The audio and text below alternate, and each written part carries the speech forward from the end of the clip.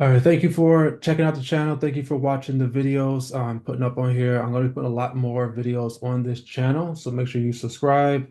You like this videos because it tells the algorithm that you are interested in content like this. You can hit that notification bell so it lets you know when I upload more videos. You can also check me out on Instagram.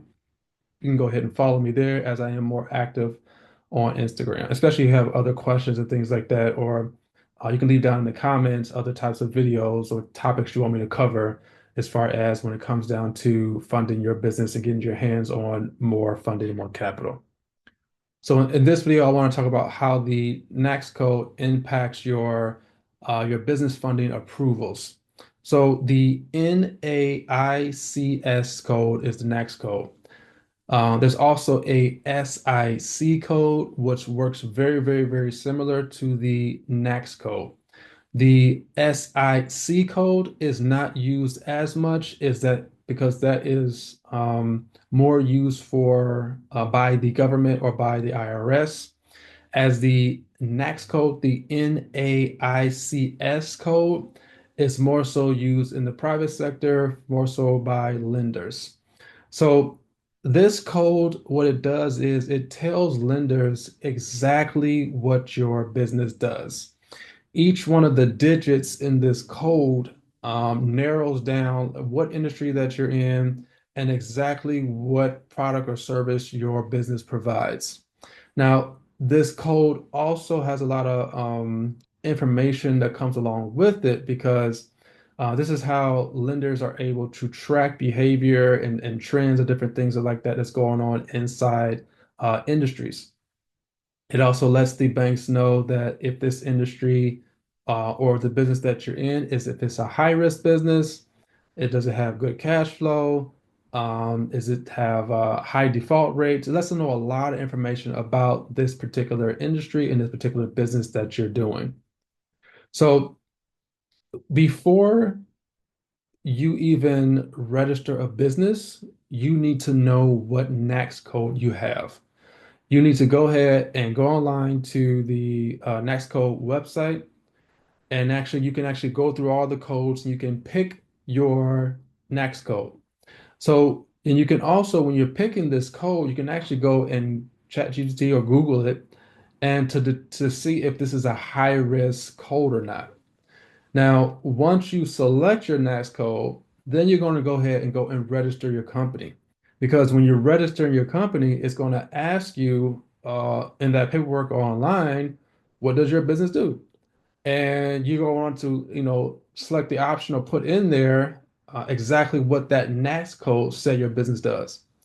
Because when you are applying for funding, some applications don't ask for the NAICS code, but they'll ask for what your business does.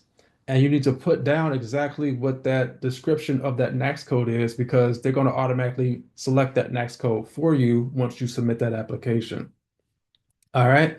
So the NAICS code, if you're selecting a high risk NAICS code or a bad NAICS code, it will cause you to get denials.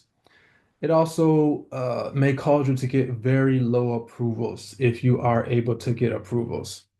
All right. So some of the things that the lenders are looking for is they're going to use this NAICS code to predict about what your business is going to do, especially if you have like a new business.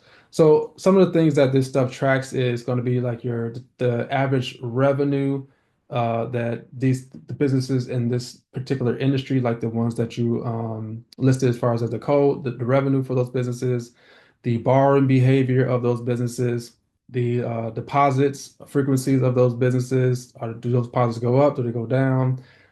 Default rates. Does your business have great margins? How much exposure, etc. It just tracks a lot of information, and so lets them know if you're going to be high risk or low risk.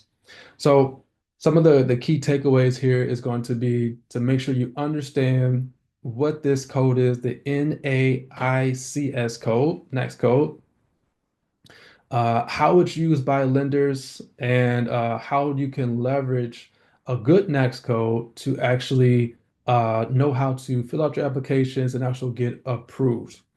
Also, when you're using this code, on these applications, you may not know what to put in certain areas on this application, especially when it comes down to the projected income section.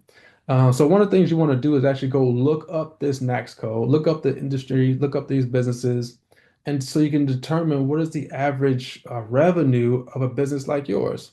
And that could be the average revenue that you can expect or projected income that you can expect to make from your business, because this is what the average businesses make in that industry. So there's a lot of information there that you can actually leverage and use. But the next code is going to be very important when it comes down to getting approved for funding and getting the maximum exposure from the banks when you are getting approved for funding.